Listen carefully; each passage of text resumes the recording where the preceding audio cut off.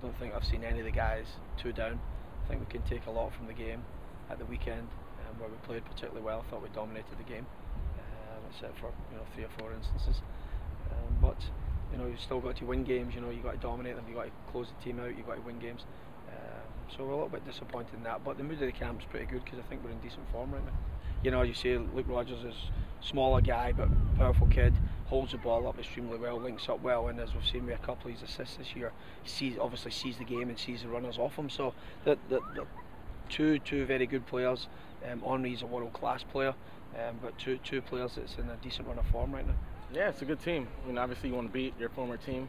It's probably cliche from a lot of the guys, but definitely want to get a win versus them and just finally get back in the win column. We've had a tough 3 weeks, so just get another win. Well, they partner each other very well.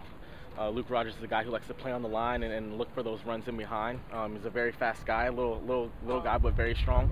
So we're just gonna have to be aware, keep our line together, run him down. Like I said, he's gonna look for those balls into the channels, and he's got a lot of pace. But our back line has pace as well.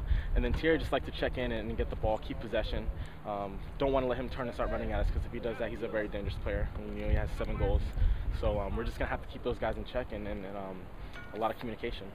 Obviously, both talented players and have started off the season very well. I think they're guys we definitely are going to be aware of, and whether it's guys who are playing against them, watching some videos on them, and whatnot. We're going to be aware of them, but at the end of the day, we're worried about ourselves right now.